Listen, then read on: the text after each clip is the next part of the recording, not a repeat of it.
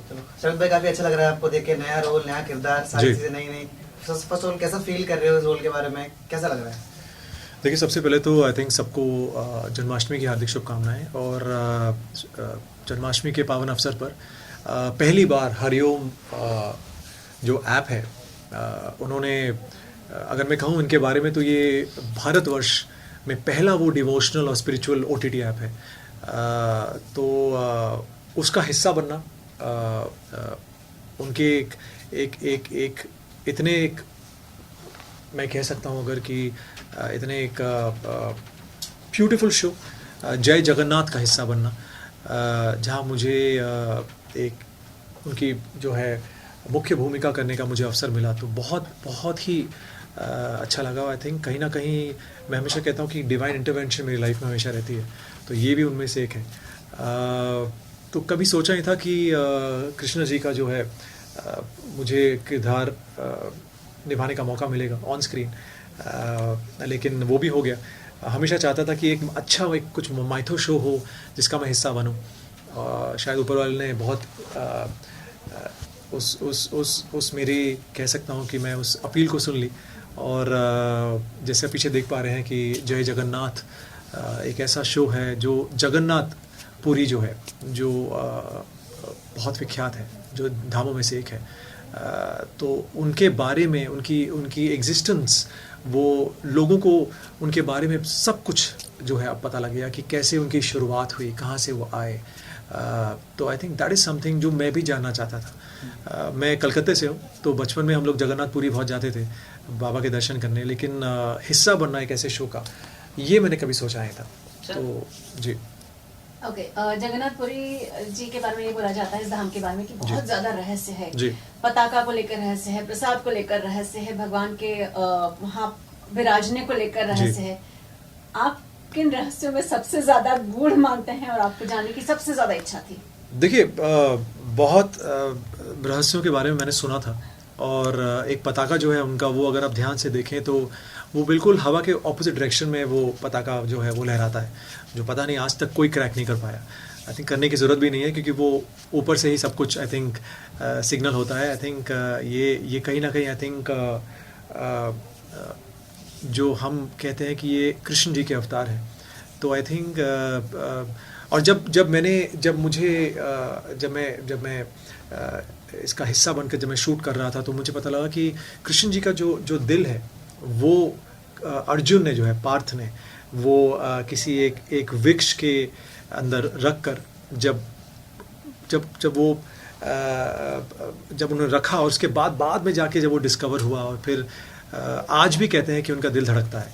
तो I think बहुत सारी बातें हैं। फिर उनके प्रसाद के बारे में कहते हैं कि वो आज भी आके हर रोज़ प्रसाद खाते हैं, और उनके प्रसाद को कोई छोड़ नहीं सकता है, बिल्कुल एक अन्न भी नहीं छोड़ सकते हैं आप।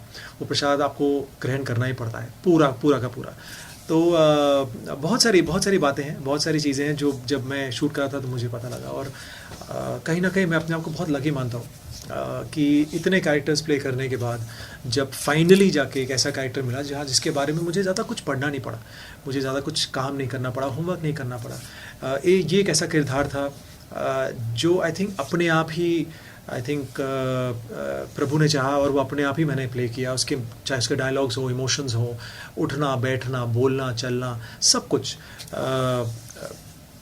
पता नहीं, ये कहीं ना कहीं मुझे लगा कि एक कनेक्शन है जो ऊपर से था, और वो कनेक्शन के द्वारा ही सब कुछ होता गया। और फाइनली शो लॉन्च हो चुका है, और शो जो है आप देख सकते हैं हरिओम के OTT ऐप पर। महाभारत की कहानी तो हम सभी ने बचपन से सुनी है, बट ये जब शो के बारे में हमने सुना तो ये महाभारत के बाद की कहानी है। जी। तो इस कहानी में आपको कितना प्रिपरेशन की ज़रूरत पड़ी, और आपको पहले से कितना पता था और बाद में कितना पता था? देखिए, जब मुझे कहा गया कि कृष्ण जी का जो है किरदार है, तो मैंने सबसे पहले पूछा कि महाभारत के पहले का है या बाद का है।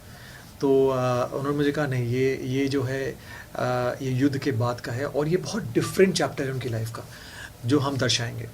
तो बहुत इंटरेस्टिंग था मेरे लिए जानना कि उनके जो उनका जो एक लास्ट फेज़ था, जब तक वो इस धरती पर थे, उनका उस लास्ट फेज़ में वो क्या क्या किया उन्होंने, और उस कहानी को मुझे जानना एज अ पर्सन मुझे बहुत बहुत मन था। और आई थिंक जब मेरे प्रोड्यूसर्स ने और राइटर्स ने कहा कि उनके अंतिम चरण को हम दर्शाएंगे, उसके बाद जब कैसे वो जगन्नाथ पुरी के रूप में आते हैं, उसके बाद कहानी स्टार्ट होती है। तो बिगनिंग का जो एक है कि कृष्ण जी का जो लास्ट फेज था, जो अंतिम चरण था, जब वो इस धरा को छोड़ कर जाते हैं, वो मुझे दर्शाने का मौका मिला। उसके बाद फिर ऑब्वियसली वो नील माधव के रूप में आए। आगे की कहानी है, जब आप देखेंगे आपको समझ में आएगा। तो उस नील माधव के रूप में भी मुझे कहीं ना कहीं उसका हिस्सा बनने का मौका मिला।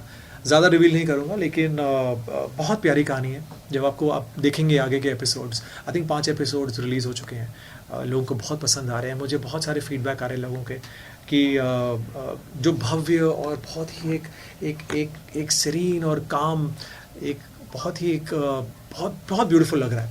पूरा शो जो है, जिस तरह उन्होंने पिरोया है, चाहे वो कैरेक्टर्स हों, डायलॉग्स हों, चाहे वो कॉस्ट्यूम्स हों, चाहे वो सेट्स हों, बहुत रियल लग रहा है, बहुत अच्छा लग रहा है, एक सुकून सा मिल रहा है। I think that was important कि जो आप देखें आपको अच्छा लगे और आप सीखें भी। आपने जब महाराणा प्रताप किया था, तब आपने ऐसी बातचीत में मुझे बताया था कि जब आप उनके घर पर गए थे, समाधि पर गए थे, तो आपको एक कनेक्शन महसूस हुआ था जी। यहाँ आप क्या इस दौरान पुरी गए क्या? ऐसे नहीं, मैं एक्चुअली मैं पुरी जो है मैं बचपन में गया था। मैं एक्चुअली पुरी तो मैं चूँकि कलकत्ते से हूँ, और कलकत्ते में बचपन से ही हमें कई बार जब मौका मिलता तो हम पुरी जाते थे बाबा के दर्शन करने।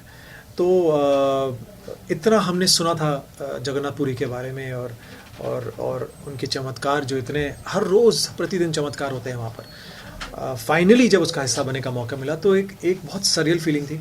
मुझे आज भी याद है कि पहले दिन जब मैंने कृष्ण जी का गेटअप लिया और वो सब मुकुट पहना और मोरपंख लगाया, तो मैं जाके शीशे सामने खड़ा हुआ, और मैंने इनफैक्ट मैं अभी किसी से कह ही रहा था कि मुझे पता है क्या, सिर्फ अच्छा महसूस हुआ बहुत ज़्यादा, और कोई ख्याल नहीं आए, कुछ इमोशंस नहीं, कुछ नहीं, बस बहुत अच्छा एक सुकून सा महसूस हुआ। और हल्के चेहरे पे स्माइल आई। खुद से मैं अपने आप को देख रहा था शीशे में, और मैंने कहा हाँ ये अच्छा है, ये सही है, अब सही है, तो वो एक जो यहाँ से जो आवाज़ आई, आई थिंक वो एक कनेक्शन था। मे बी जैसे मैं हमेशा कहता हूँ, मेरी लाइफ में जो कुछ भी होता है वो हमेशा एक डिवाइन इंटरवेंशन होता है। अब तो ये भी एक बहुत मेजर, कहीं ना कहीं मैं मानता हूँ कि एक डिवाइन इंटरवेंशन रहा है कि मुझे मौका मिला इनके पहला जो है देश का पहला जो है spiritual and devotional OTT app का हिस्सा बनने का, और एक इतनी प्यारी कहानी जिसके बारे में मुझे जानना है, लोगों को जानना है। जगन्नाथ धाम की जो कहानी है, जो आपने जो कहा जो रहस्य है, वो भी लोगों को जानना है। उनके ओरिजिन के बारे में कि कैसे उनकी स्थापना हुई, तो आई थिंक सबको जानना है इनके बारे में। तो आई थिंक ये पहली बार शायद, जहाँ तक मुझे लग रहा है, जगन्नाथ बाबा के बारे में शायद कभी भी ऐसा कोई शो नहीं बना पूरे विश्व में किसी भी चैनल पर। तो डेफिनेटली फील्स गुड यार, पहली बार एक आप किसी हिस्सा बन रहे हैं जो इट्स। जैसे आप फैन के बारे में कुछ बता दीजिए। किसके बारे में? आप फैन को कुछ बोल दीजिए। फैंस के बारे, अच्छा बिल्कुल। आई थिंक मैं ये बस कहना चाहता हूँ कि प्लीज़ आप लोग ने इतना प्यार दिया है। कल ही शो लॉन्च हुआ और मुझे इतने सारे मैसेजेस DMs आ रहे हैं कि हम आपको तो देख ही नहीं पा रहे, हम कृष्णा जी को देख रहे हैं। तो I think that was something nice. बहुत लोगों ने कहा कि यार आप कहाँ हैं, तो मैंने कहा अरे मैं तो वही हूँ तो लोगों ने कहा नहीं आप नहीं हैं। तो I think that was something which जो मुझे भी कहीं ना कहीं आंखें हल्की नम हो जाती हैं कि यार ये तो आपने सोचा नहीं था कि आप तो कैरेक्टर प्ले कर रहे हैं।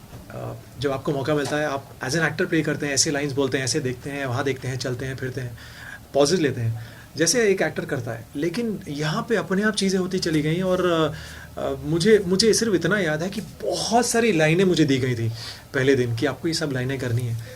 तो मैंने कहा कैसे करूँगा यार, बहुत सारी लाइनें ये तो, मतलब लाइन्स, इतनी लाइन्स कि आप सोच नहीं सकते।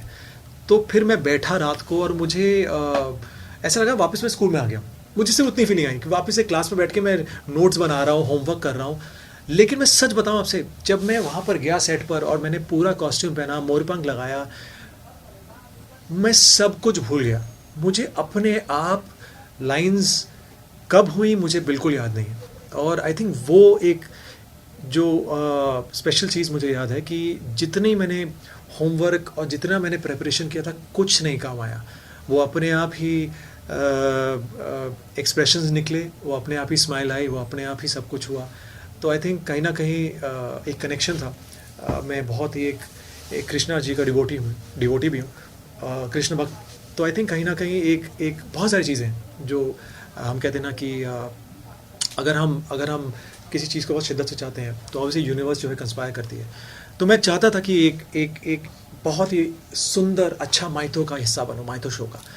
तो आई थिंक इससे और अच्छी शुरुआत नहीं हो सकती थी। I think this is been one of my most beautiful shows, अगर मैं कह सकता हूँ, मेरे पूरे करियर का, जहाँ मुझे एक ऐसा कैरेक्टर जिसके बारे में शायद हम जितना कहें उतना कम है, कैरेक्टर की जो गरिमा है, जो कैरेक्टर की जो प्योरिटी है, आई थिंक वो कुछ कंपैरिजन नहीं है उसका किसी भी कैरेक्टर्स के साथ जितने मैंने किए अब तक लाइफ में। ये अलग ही एक स्तर पर रहेगा, ये अलग ही इसका एक लेवल होगा। और उम्मीद है कि ये शो जो लॉन्च हुआ है जय जगन्नाथ, इससे लोग जुड़े, लोग जाने, लोग अपने सनातन धर्म को पहचाने, और बहुत सारी चीज़ें हैं जो मैं नहीं जानता था। तो आई थिंक जो मुझे भी सीखने को मिली हैं, तो आप लोग भी देखिए, सुनिए, समझिए। और मैं हमेशा कहता हूँ प्लीज़ प्लीज़ प्लीज़, जैसे कृष्ण जी ने कहा है कि कर्म कीजिए, फल की चिंता मत कीजिए, फल वो देंगे। धन्यवाद शरद भाई, काफी अच्छा लगा आपको। Thank you. मैं पूछ लूं, आपको उठाना नहीं दीजिए। बस टाइम नहीं है। ठीक है, कृष्ण एक वो मना सवाल, कर रहे हैं। एक सवाल। अच्छा, मुझे ये बताइए, ओटीटी प्लेटफॉर्म पे यूँ तो भगवान हर जगह मिलता है, जी। मंदिर में भी जाते हैं तब भी मिलता है, नहीं जाते जी। हैं आसपास में मिल जाता है। ओटीटी प्लेटफॉर्म पे जब भगवान की बातें आती हैं, जी। ऐसे सीरियल या शोज आते हैं, आपका फर्स्ट रिएक्शन क्या होता है?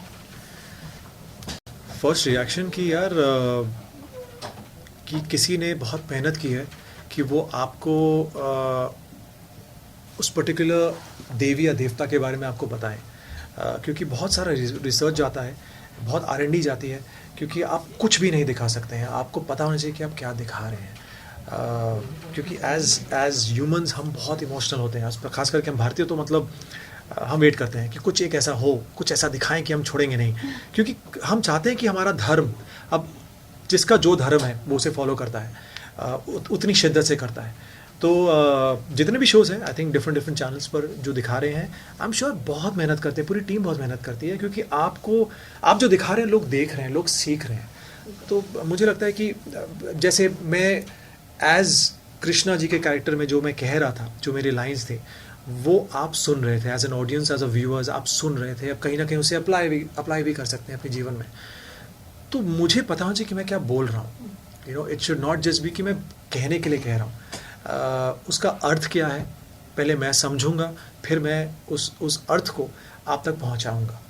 तो आई थिंक वो ज़रूरी है। और आई थिंक सही मायने में उसका रूप क्या है, उसका रूपांतर कैसे होगा, सब कुछ आई थिंक अगर पूरी टीम करती है तो डेफिनेटली शो बहुत अच्छे बनते हैं। मुझे याद है कि बहुत सारे शोज़ बचपन में, मुझे याद है कि रामायण जैसा एक शो था जहाँ हमें लगते थे बस यही है श्री राम, यही है सीता मैया। तो ऐसे बहुत सारे शोज़ बने हैं, आई थिंक हमें लगता था बस यही है, इनको देख लिया कहीं पे तो हम लोग एकदम हाथ जोड़ के खड़े हो जाते थे। तो आई थिंक ये लोगों की भावना है, ये लोगों का बिलीफ है, और जहाँ बिलीफ होता है और कुछ नहीं हो सकता। Thank you. Thank you.